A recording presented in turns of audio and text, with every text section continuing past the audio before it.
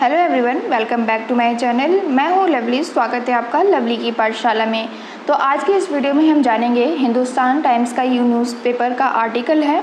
इसमें आप देख पा रहे होंगे एसएससी जीडी के न्यू कांस्टेबल भर्ती का नोटिफिकेशन आने वाला है आपका, और एसएससी ने ये ऐलान कर दिया है कि नई वैकेंसी आपकी जल्द से जल्द आएगी। तो एसएससी जीडी कांस्टेबल की नई बम्पर भर्ती का ऐलान हो चुका है। कितनी पदों पे आने वाला है, क्या क्या आयु सीमा रहेगी, आपका सिलेबस क्या रहने वाला है, आपकी फिजिकल एबिलिटी कैसे होगी, कितनी दौड़ आपको कितने मिनट में लगानी होती है, ये सारी बातों को हम डिटेल में जानेंगे। तो वीडियो में अंत तक बने रहिएगा। अगर आप भी एसएससी जीडी की प्रिपरेशन कर रहे हैं और आप एसएससी जीडी की आयु सीमा के अंदर आते हैं तो आप इस वीडियो को अंत तक ज़रूर देखिएगा। आपके लिए बहुत ही इंपॉर्टेंट है ये वीडियो देखना, क्योंकि काफ़ी बड़े पदों पे पिछले बार जो एसएससी जीडी की वैकेंसी आई थी और नेक्स्ट बहुत जल्दी ही आपकी आ गई है, क्योंकि अभी रिसेंट में फाइनल सिलेक्शन हुआ है एसएससी जीडी वाले बच्चों का और तुरंत ही नई भर्ती का ऐलान भी हो चुका है। तो आइए जानते हैं इस नोटिफिकेशन में और क्या क्या बातें लिखी गई हैं। देखिए, एसएससी जीडी कांस्टेबल भर्ती 2023-24 की है ये। एसएससी ने जीडी कांस्टेबल के नई भर्ती का ऐलान कर दिया है। ताज़ा एसएससी कैलेंडर के मुताबिक सीएपीएफ, एनआईए, एसएसएफ में जीडी कांस्टेबल और असम राइफल में राइफलमैन के पदों पर नई भर्ती का नोटिफिकेशन 24 नवंबर 2023 को जारी होगा। इसके लिए ssc.nic.in पर जाकर आप 28 दिसंबर 2023 तक आवेदन कर सकेंगे। ये जो यहाँ पे पोस्ट लिखा हुआ है उसके लिए आपका नोटिफिकेशन 24 नवंबर को आ जाएगा और लास्ट डेट आपका फॉर्म भरने का 28 दिसंबर रखा गया है। बैकग्राउंड में जो नॉइस आ रही है प्लीज़ इसको इग्नोर करिएगा। एसएससी जीडी कांस्टेबल भर्ती परीक्षा 2023-24 का आयोजन फरवरी 2024 में होगा। परीक्षा तिथि का विस्तृत शेड्यूल बाद में जारी किया जाएगा। जीडी कांस्टेबल भर्ती के जरिए बीएसएफ, सीआईएसएफ, सीआरपीएफ, आईटीबीपी, सशस्त्र सीमा बल, सचिवालय सुरक्षा बल, एसएसएफ में कांस्टेबल और असम राइफल में राइफलमैन की हज़ारों वैकेंसियां भरी जाएंगी। तो यहाँ पे जो पोस्ट लिखी गई हैं उसके लिए जो आपका डिटेल शेड्यूल होगा वो आने वाले दिनों में आपकी जारी कर दिया जाएगा, लेकिन ऐलान हो चुका है कि आपकी भर्ती आने वाली है। ठीक है, तो अपनी जो भी प्रिपरेशन कर रहे हैं स्टूडेंट्स वो अपनी प्रिपरेशन को और तेज़ कर दें और अच्छे से लग जाए इस भर्ती में सफल होने के लिए। इससे पहले निकाली एसएससी जीडी कांस्टेबल भर्ती परीक्षा 2022 में 50,000 से ज़्यादा वैकेंसी निकाली गई थी। इस बार भी बम्पर वैकेंसी का उम्मीद है। ठीक है, तो लास्ट में 2022 में जो वैकेंसी आपकी आई थी उसमें 50,000 से अधिक वैकेंसी थी। इस बार भी जो वैकेंसी है अभी तो बताया नहीं गया है कितने पदों पे है, लेकिन काफ़ी बम्पर भर्ती आने वाली है इस बार भी। ठीक है, 13 भाषाओं में होगी परीक्षा। केंद्रीय सशस्त्र पुलिस बलों सीएपीएफ में कांस्टेबल जीडी के पदों पर भर्ती के लिए होने वाली परीक्षा अब हिंदी व इंग्लिश के अलावा 13 क्षेत्रीय भाषाओं में भी आयोजित की जाएगी।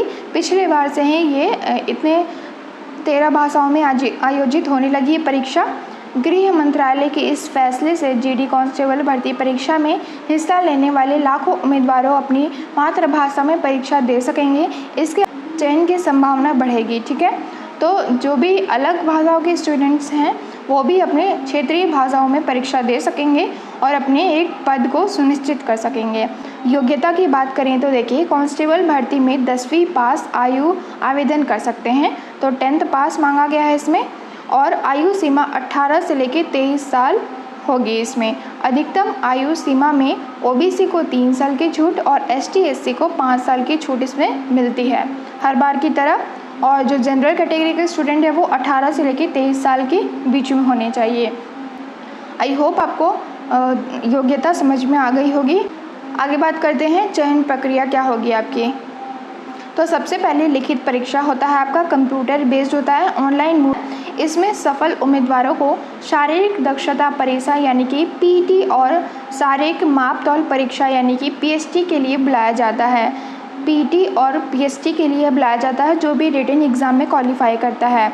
उसके बाद लिखित परीक्षा में जनरल इंटेलिजेंस व रीजनिंग, जनरल नॉलेज व जनरल अवेयरनेस, एलिमेंट्री मैथ्स व इंग्लिश हिंदी विषय से जुड़े प्रश्न पूछे जाते हैं।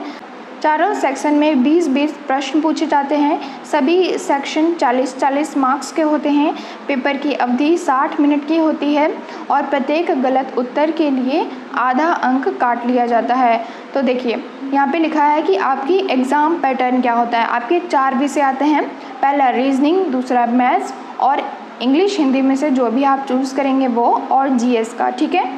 तो इसमें जो है एक सेक्शन जैसे इंग्लिश में आपके 20 क्वेश्चन आते हैं, हर सेक्शन में आपके 20-20 क्वेश्चन आते हैं और एक क्वेश्चन आपका 2 मार्क्स का होता है, इसीलिए एक सेक्शन जो है आपका वो 40 मार्क्स का हो जाता है, जिसके लिए आपको 1 घंटे का समय दिया जाता है और प्रत्येक गलत उत्तर के लिए आधा अंक काट लिया जाता है, यानी कि 1/2 इसकी नेगेटिव मार्किंग होती है। फिजिकल टेस्ट में पुरुष अभ्यर्थियों की शारीरिक दक्षता परीक्षा के दौरान पुरुष उम्मीदवारों को 24 मिनट में 5 किलोमीटर की दौड़ लगानी होती है। इसके अलावा 6.5 मिनट में 1.6 किलोमीटर की दौड़ लगानी होती है। तो बॉयज़ के लिए 24 मिनट में 5 किलोमीटर की दौड़ होती है।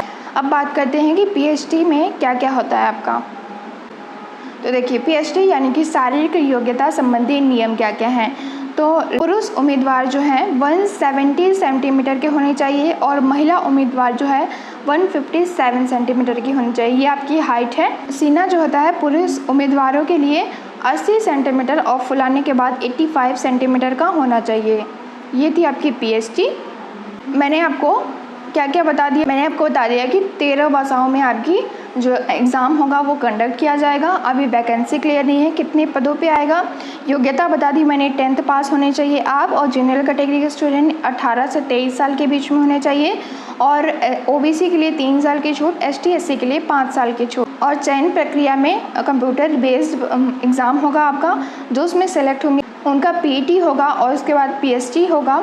और आपकी एग्ज़ाम पैटर्न क्या क्या होंगे, 4 सेक्शन होंगे, एक सेक्शन में 20-20 क्वेश्चन होंगे, टोटल 80 क्वेश्चन होते हैं इसमें, और उसके लिए आपको 60 मिनट का समय दिया जाता है। और टोटल मार्क्स जो होते हैं वो आपके एक सेक्शन 40 मार्क्स का होता है और टोटल 160 मार्क्स के आपके पेपर होते हैं, जिसके लिए आपको 60 मिनट का समय दिया जाता है। और आपकी फ़िज़िकल एबिलिटी में बॉयज़ को 24 मिनट में 5 किलोमीटर की दौड़ पूरी करनी होती है। एसटी में पुरुष उम्मीदवारों को 170 सेंटीमीटर होनी चाहिए उनकी हाइट, और महिला के लिए 157 सेंटीमीटर होना चाहिए। और सीना जो बॉयज़ का है वो 80 सेंटीमीटर का होना चाहिए और फुलाने के बाद 85 सेंटीमीटर का होना चाहिए। आई होप ये सारी बातें आपको अच्छे से समझ में आ गई होगी। आप स्क्रीन पे खुद से भी पढ़ सकते हैं अगर नहीं समझ में आया, और कोई डाउट होता है आप कमेंट करके पूछ सकते हैं। आगे बात करते हैं शारीरिक दक्षता परीक्षा पीटी फिजिकल टेस्ट में क्या क्या होता है। देखिए पुरुष उम्मीदवारों को 24 मिनट में 5 किलोमीटर की दौड़ लगानी होती है। इसके अलावा 6.5 मिनट में 1.6 किलोमीटर की दौड़ लगानी होती है। महिला उम्मीदवारों को 4 मिनट में दौड़ लगानी होती है और इसके अलावा 8.5 मिनट में 1.6 किलोमीटर की दौड़ लगानी होती है। तो ये बॉयज़ का है और ये गर्ल्स का है। यहाँ पे आप देख सकते हैं बॉयज़ को 24 मिनट में 5 किलोमीटर की दौड़, इसके अलावा 6 मिनट में 1.6 किलोमीटर की दौड़, और महिलाओं को 4 मिनट में 800 मीटर की दौड़ और 8.5 मिनट में 1.6 किलोमीटर की दौड़।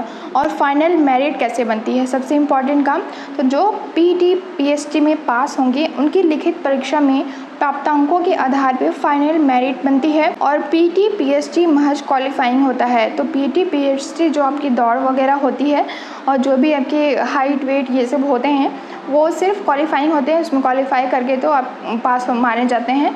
और उसके बाद रिटन एग्ज़ाम जो आपका होता है उसके आधार पर आपकी फाइनल मेरिट तय की जाती है। जो भी अच्छे स्कोरर होंगे उनको सेलेक्ट किया जाता है। भले ही आप पीटी पीएचडी में पास हो गए हैं, आपके मार्क्स कम हो तो आप सेलेक्ट नहीं होंगे, जिनके मार्क्स ज़्यादा होंगे वही सेलेक्ट होंगे, ठीक है।